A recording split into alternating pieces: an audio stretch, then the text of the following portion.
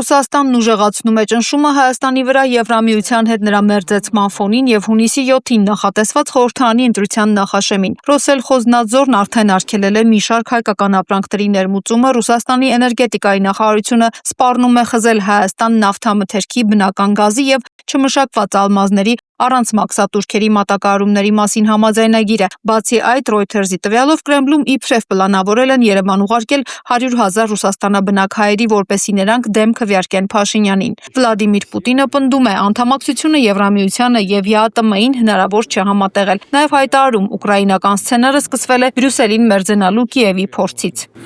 Русский и армянский народ связывают узы дружбы без всякого преувеличения. Ռուսաստանի եւ Հայաստանի միջև առանձնահատուկ հարաբերություններ են, ինչ որոշում էլ կայացնի Երևանը արևմուտքի հետ մերձեցման հարցում, դա չի փչացնի մեր հարաբերությունները, բայց Եվրասիական միության դեպքում խոսքը զուտ տնտեսական սուբստանցիաների մասին է։ Եթե Հայաստանը սկսի անցնել ԵՄ չափանիշներին, մենք պետք է նրա հետ դադարեցնենք ամբողջ տնտեսական ինտեգրումը, ում են մատակարարելու իրենց արտադրանքը, ուր է գնալու հայկական գինին։ Նրանց համար երկաթուղային տրանսպորտի սակագները պետք է բարձրացվեն, էներգակիրների գները պետք է բարձրացվեն։ Հայաստանի քաղաքացիները ստիպված կլինեն Ռուսաստանում աշխատելու արտոնագրեր ստանալ։ Ուկրաինայի ճգնաժամը ժամանակին սկսվել է Եվրամիությանն անդամակցելու Կիևի փորձերից։ Եվրասիական միությունը խնդրում է Հայաստանին անդամակցության վերաբերյալ հանրաքվե անցկացնել, որքան հնարավոր է շուտ։ Ռուսաստանի հետ հնարավոր պատերազմի մասին Եվրամիության հայտարարությունները Պուտինը զառանցանք և սուտ է որակել։ Կրեմլի ղեկավարը ցիտել է Գեբելսին, ըստ որի որքան անհավատալի է սուտը, այնքան ավելի արագ կհավատան դրան։ Ռուսաստանը երբեք չի սպառնացել և չի սպառնում եվրոպական երկրներին, շարունակել է Պուտինը և հավելել, Ռուսաստանը միջոցներ ունի հողին հավասարեցնելու բոլոր նրանց, ովքեր կփորձեն հարվածել ռուսական բազաներին։ Մայիսի 30-ին Մոսկվան հետ է կանչել Հայաստանում իր դեսպանին խորհրդակցությունների համար։ Կրեմլի հաղորդագրության համաձայն հունիսի 1-ին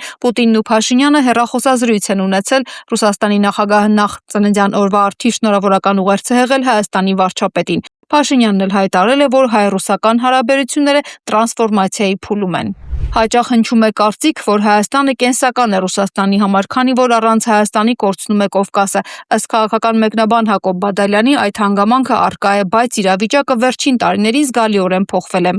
Այսօր Հայաստանը Ռուսաստանից ավելի կենսական է Եվրամիության համար։ Մի զարմացեք, եթե Եվրանյուզը կեղծում է սոցիոլոգիական տվյալ ու ներկայացնում վարչապետ Փաշինյանի 65% հաղթանակ։ Դա ԵՄ նարատիվն է, որովհետև Եվրամիությունը կորցնելով Հայաստանի ներկայիս քաղաքական դիրքավորումը կամ ավելի շուտ, ապա դիրքավորումը կորցնում է Կովկասի ուղղությամբ շանսը, հետևաբար կորցնում է Կենտրոնական Ասիայի ուղղությամբ շանսը կամ դրա էական մասը։ Այս հարցում կա մի սկզբունքային տարբերություն ԵՄ ու Ռուսաստանի միջև։ Եվրամիությունը չունի ԵԱՏՄ, չունի ՀԱՊԿ, այսինքն չունի ինտեգրացիոն միավորումներ Կենտրոնական Ասիայի երկրների հետ և չունի ռազմավարական գործընկերության մեծ ու համապարփակ պայմանագիր Իրանի հետ, որից հետո Կովկասը Մոսկվայի համար վերածվում է ոչ թե այսպես ասած սահմանամերձի, այլ առավել գլոբալ պայմանագրի ազդեցության գոտու։ Հայաստանի Եվրամիության անդամակցության հեռանկարն առնվազն առաջիկա տասնամյակների համար չկա, հայտարարել է Կովկասի ինստիտուտի տնօրեն քաղաքագետ Ալեքսանդր։ Այդ դեպքում ինչի հետ են կապված ռուսական կողմի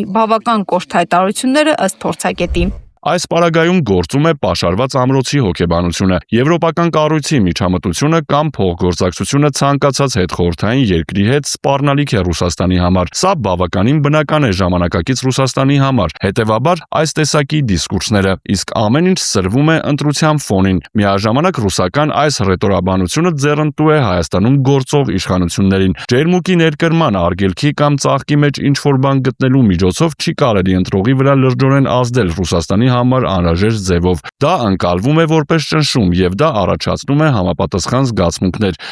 Եթե դրա նպատակը ռուսամետությունն էր, ապա դա հակառակ էֆեկտը կտա։